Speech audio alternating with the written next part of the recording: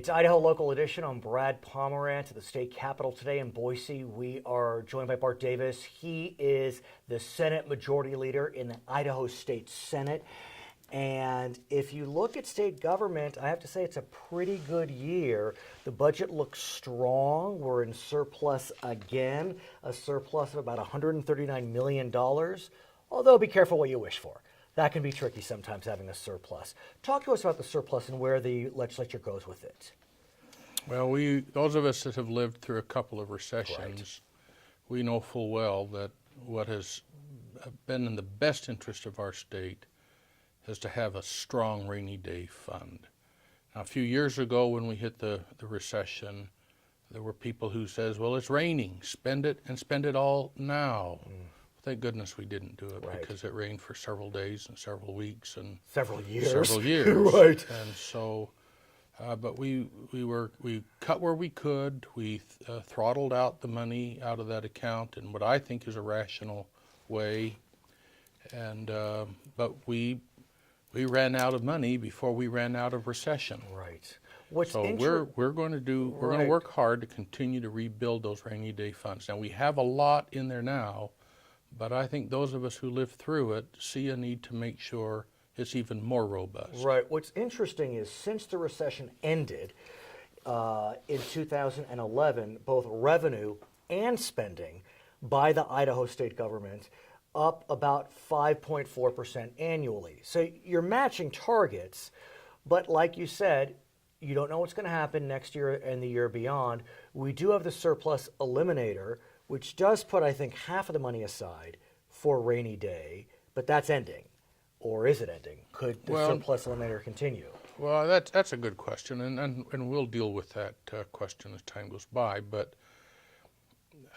we have to be very careful as a state to make sure that we are not just spending money because we have the money to spend.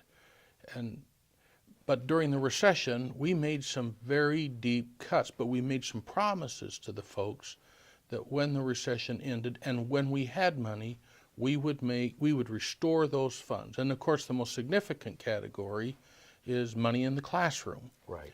And so that's why those numbers are a little higher than what we might otherwise want to do. Plus, can we talk about education? Because there Sure. is no doubt that through the 5-year plan, through the career ladder, that there's a tremendous singular focus on K-12 education. We're now in the 3rd year of that plan. The governor, in his recent State of the State, is fully funding the 3rd year of the career ladder. I think it's $58 million. But like you said, we don't know what's coming next year or the year after, and the career ladder gets more expensive as years march on. Sure it does. And so what's the alternative?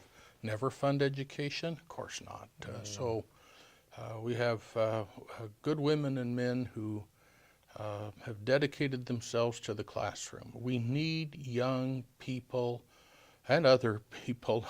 Right, people whoever wants you, right. I hear you, sir. That are willing to come out of university and dedicate themselves to teach, to be able to at least provide some basic needs for their family. But it begs the question, because we have this surplus, we want to put money in the rainy day fund, but there's a lot of clamoring for that extra money. A lot of it went to transportation through the surplus eliminator.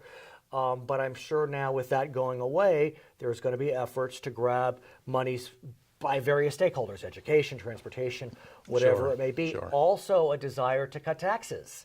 With a surplus, take less from the taxpayers. So how do you balance the stakeholders, the taxpayers, rainy day fund? Well, that's the ticket. And that is why we put 105 people in 2 different bodies. Right. They come from all over the state. They have different life experiences. They have different values. Their communities are different. They make different promises to their constituency. And we come here and we struggle to find the right public policy for the people. Can we talk about taxes? Because, look, the majority party does have a significant number of members in the legislature, but even within the majority party, there are differing views on tax cuts. I mean, the governor, for example, not so sure he wants to cut taxes as dramatically as some members of the legislature. So what's your sense as to where we go in 2017 on tax cuts? Well, I've seen a few tax cuts, and unfortunately, I've been here for a few tax increases. Yes, you have. But the reality of it is that you compel 105 people to crowd under two different umbrellas. Not every Democrat in this legislature thinks the same, and not every Republican does. And that's healthy. We're supposed to be that way. And the two bodies then are turned against each other. And so even your friends that you campaigned for back home are now fighting against you here. Well, the House points to the Senate and says it's them who are killing tax cuts. Right, but what you're looking for is not what Bart wants or what Scott Bedke wants or the what. Speaker. Right, what you're looking for is the collective wisdom of the two bodies, and it's in that struggle that you get good government or bad government. But it's government. Right, but the collective wisdom arguably worked well with the surplus eliminator. I mean, that has been seen as a fairly successful program. And so my question then becomes, it's sunsetting. You could extend it. Yes. It's in your purview, or you could look towards tax cuts, or a myriad of possibilities for the 105 of you. Any sense on extending the eliminator, or focused more on tax cuts? Oh, I don't know. It's a little early in the session to know the answer. It is very early in the session. I want to get a little esoteric, please indulge me, sir, and talk about a Supreme Court case, Idaho Supreme Court case, that really shocked not just Idaho, but the whole nation. And it did. I even heard about it, looking through the national press. I see. Because what it did, there's a rule that when there's litigation, the loser of the litigation does not pay the fees of the winner. That's the American rule. In Britain, it's different. In Britain, the loser pays. But the Idaho Supreme Court came out with a case. That legal education has served you well. It's a dangerous thing. A little knowledge is a dangerous thing. All right, keep going. But the Idaho Supreme Court came out with a case at the end of last year, essentially saying, giving a lot of discretion to the court to allow the loser to be compelled to pay the fees of the winner. A lot of folks, Democrats, Republicans, conservatives, liberals, have been concerned about that as a disincentive to litigation. What do you think, sir? Well, I don't think you want to change the standard. I think the American rule, that's the title we use to describe our system. That's a good way to do it. Oliver Wendell Holmes wrote that great law review article on It's the Law and the value of having predictability in the law and how it benefits society. Well, that's true in the area of legal fees. I am a lawyer. Right. And when you're sitting down and counseling with your clients, you have to weigh as well the cost, not just their cost in paying you, but what's their exposure in the litigation in the event that they're not the successful party. And what's interesting about this decision, though, is the court said to the legislature, we're going to give you a few months. And if you want to change what we said, it's within your legal purview to do that.